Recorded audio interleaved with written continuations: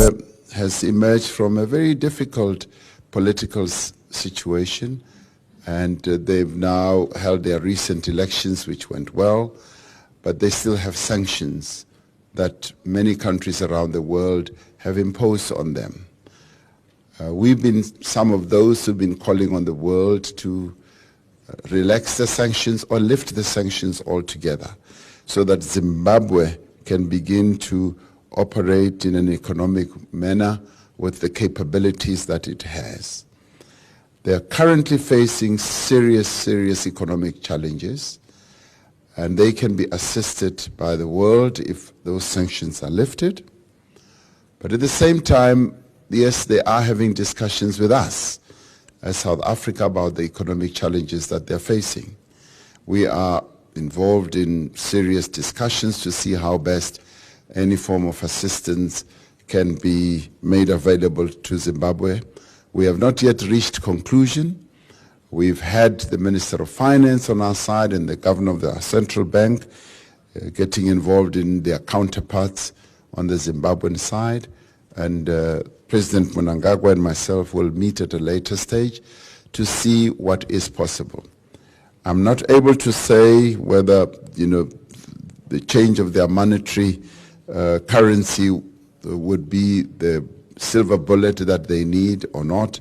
It is something that they themselves will need to consider, because they did change their monetary currency and dollarized it, and that may or may not be working so well for them. So those are some of the issues that we need to continue engaging in. But the world that has imposed sanctions against Zimbabwe would be even more helpful if those sanctions were to be lifted, because then Zimbabwe's economy could then begin to recover. South African President Cyril Ramaphosa has called for sanctions on Zimbabwe to be lifted. They still have sanctions that many countries around the world have imposed on them. We've been some of those who've been calling on the world to relax the sanctions or lift the sanctions altogether so that Zimbabwe can begin to operate in an economic manner with the capabilities that it has. They are currently facing serious economic challenges, and they can be assisted by the world if those sanctions are lifted.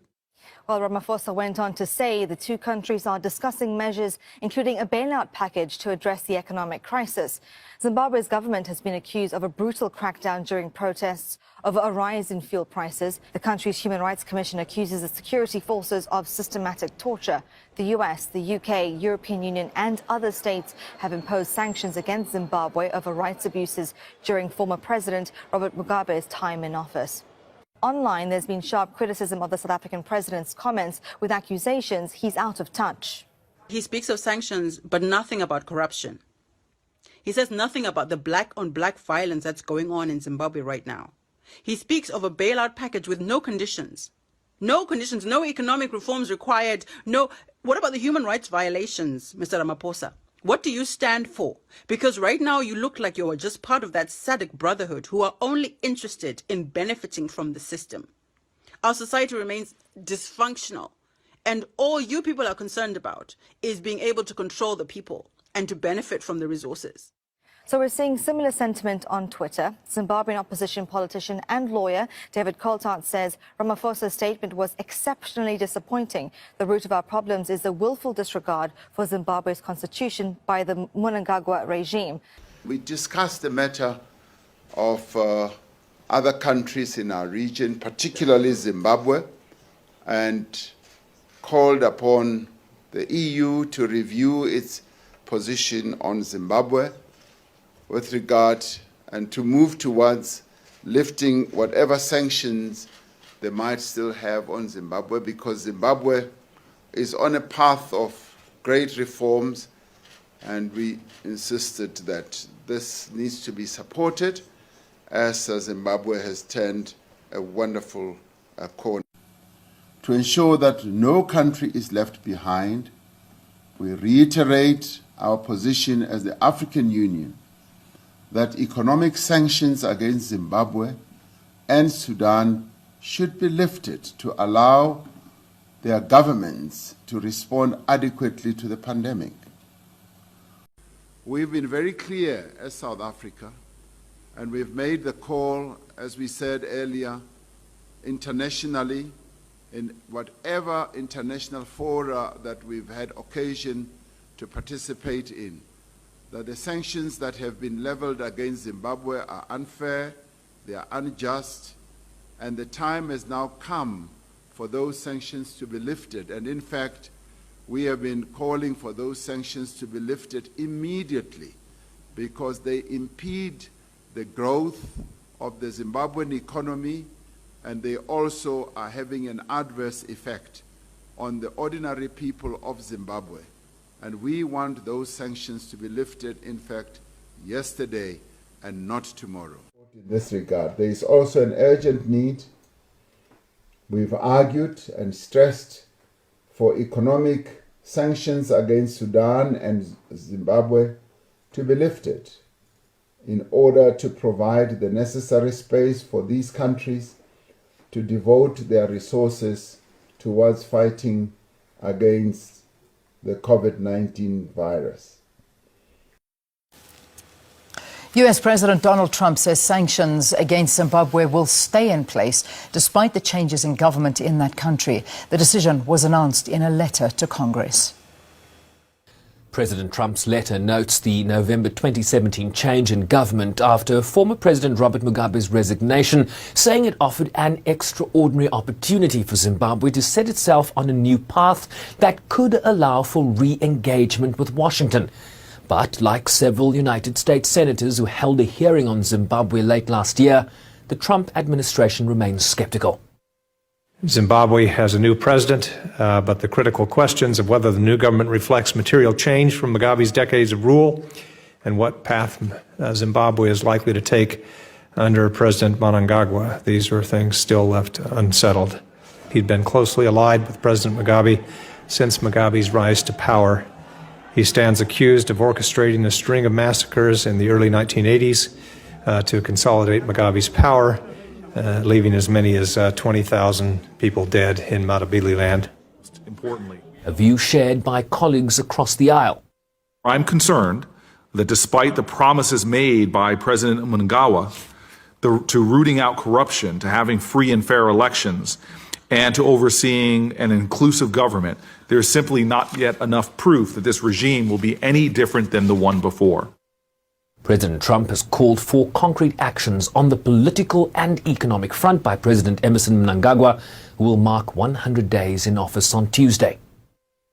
You don't build Rome within 100 days, but within 100 days, you should be able to set a foundation for a clear strategy of turning around the economy, resuscitating the economy, rebuilding the economy.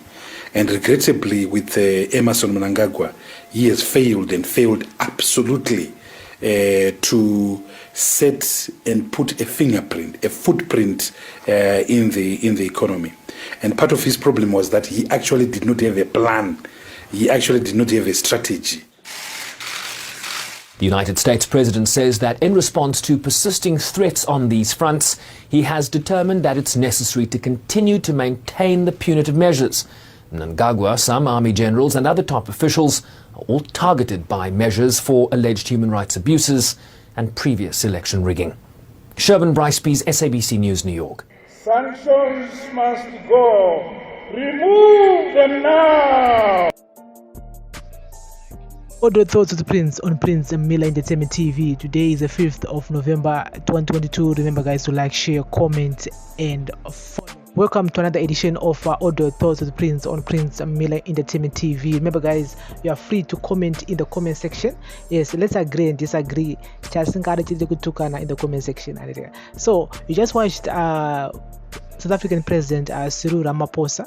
Yes, the man is saying that sanctions must go as of yesterday, not tomorrow, because for 20 years 20 plus years kuna sanctions zvikuita kuti South Africa ive iri pama1 because of influx of migrants who are coming from Zimbabwe.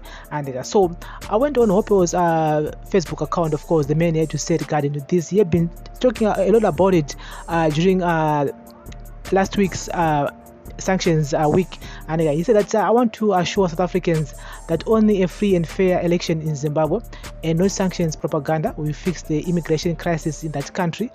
Their President Cyril Ramaphosa has a choice to either choose propaganda and continue with it as he has been doing, or demand that Zimbabwe follows the SADC elections rules, nothing more and nothing less. And so he said that Ramaphosa wanafana ku bata Zimbabwe pauro. Yes, his counterpart President Mnangagwa pauro. Awamana mimi nyaisotai ma free and fair elections. You need to follow SADC rules of elections.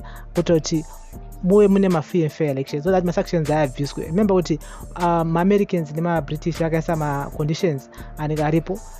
And one of the conditions in human rights abuse, which are now worse, because if you compare from 2017 up to now, President of Zimbabwe, how many cases of human rights abuses have been recorded?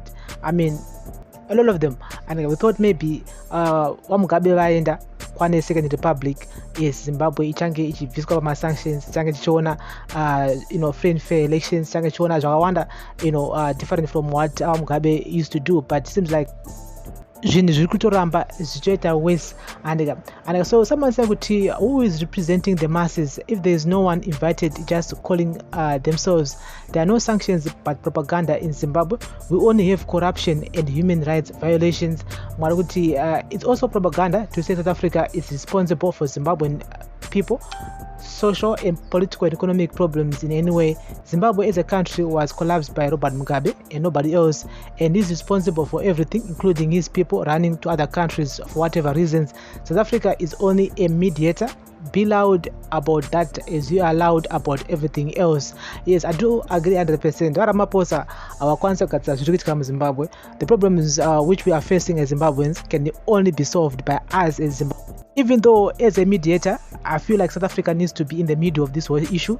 They don't need to take sides. But at the moment, for them to be calling for sanctions to be removed, they're taking the side of ZANU-PF, because they know that if we ride with this, of course, when I look like this, and we all know that publicly it will be not okay for them to sideline with opposition political parties in Zimbabwe, because when I watch politics and saka apana pamwe patishamboona Ramaphosa vachibuda wa corruption iri kunetsa muZimbabwe. And so guys, this is the audio thoughts with Prince on Prince Miller Entertainment TV. Remember guys to like, share, comment and follow. Tell in the comment section. Yes, your views, your opinions are welcome in the comment section. Thank you for listening and watching as we continue following this whole issue, this whole story, the sanctions against Zimbabwe. Because my Americans are not sanctions, they are targeted sanctions, and they are individuals who are on my sanction list. So they don't affect trade or anything between Zimbabwe and America. This is what they are saying. And but we all know and with different views, different opinion. This is the audio thoughts with Prince. Thank you for listening and watching. Remember to like, share, comment and follow. Bless up.